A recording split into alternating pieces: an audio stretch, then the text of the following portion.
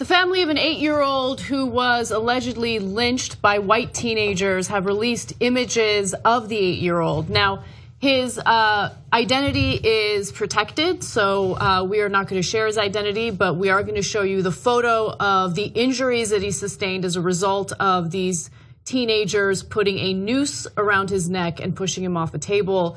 It is a graphic image. I want to warn you guys before I show you. Let's take a quick look. Okay, he survived. They hung him, but he didn't die.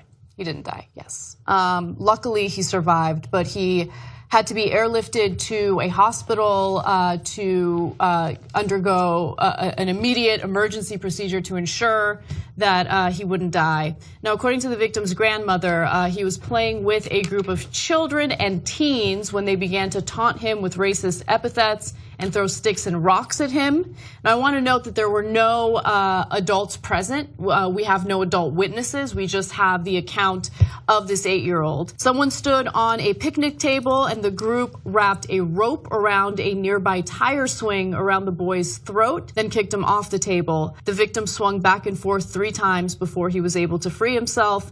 None of the teens came to his aid. So, I mean, I don't know what to say. This is a freaking devastating story. And then, we have a statement from the police chief, which makes it way, way worse. Yeah. Okay, I read the headline of this story and I thought, well, look, wait a minute. Now, his injury looks terrible, but we need more context here. Was it friends and they were goofing around?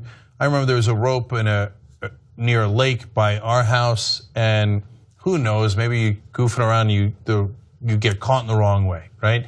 Are they friends? Are they not friends? And then how do the authorities react? Do they take it seriously? Do they not take it seriously? We'll get to that in a second. And when you hear the details, no, it's worse than I imagined. So, look, kids have complicated relationships. I remember I used to get into fights with some older kids in the neighborhood, and then we'd coexist. We'd be on the bus, and even sometimes might have not a friendly relationship. I'm sorry for interrupting you. Okay, no, I don't care what excuse anyone makes, and I know you're not trying to make an excuse. I know I just interrupted you in the middle of your thought, but I just have to get this out. These are teenagers, 14 and older. We don't know their identities because they're minors, and the police do not release the identities of minors who are involved in an alleged crime. But a teenager knows that you don't put a noose around anyone's neck and then push them off a table, okay? That is attempted murder. That is not what you do. And they didn't come to his aid. He could have easily died. They were throwing racial epithets in his direction, in his way, prior to putting that noose around his neck. They know what a noose means. They know what that rope meant. I'm not making any excuses for them. I'm not buying into anyone's excuses for them. This is an 8-year-old biracial child, okay? Okay.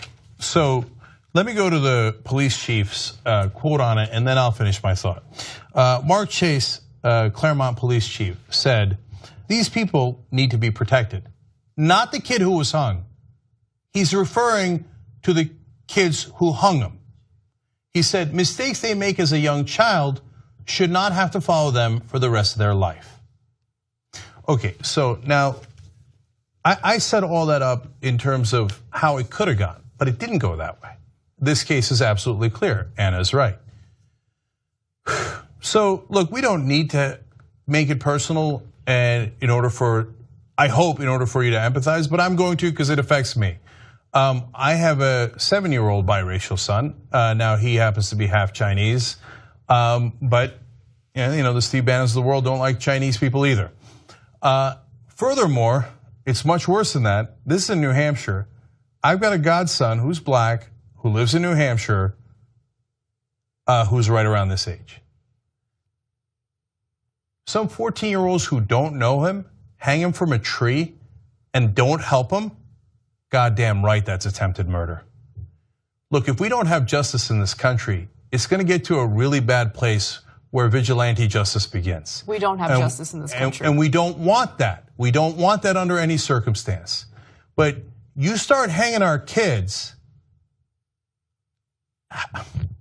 and then the cop says, we got to protect the kids who did the hanging? Are you insane? Are you insane? Now look, If you say, hey, look, man, come on, have some empathy for the 14-year-olds don't know what they're doing, and they're minors, and that's why we have the rules about minors don't get tried as adults. Then under no circumstances should another black kid in America ever be tried as an adult. We can't have two different systems of justice where you say, no, if it's a black kid, it's a super predator. Let's go throw the book at him. I don't care if he's 14 or 13 or 12. Let's try him as an adult and let's put him in prison forever. But if it's a young white kid in the middle of New Hampshire and three of them hang a black kid and then leave him to die, and then leave him to die. And then I go, oh, poor innocent little mistake. No, people make mistakes when they're 14, not like that. And you say, under no circumstances am I gonna try white kids as adults. Well, then don't try anybody as adults if they're under 18. But you gotta have the same thing. If you don't stop prosecuting black kids as adults and you let them get away with this, no deal.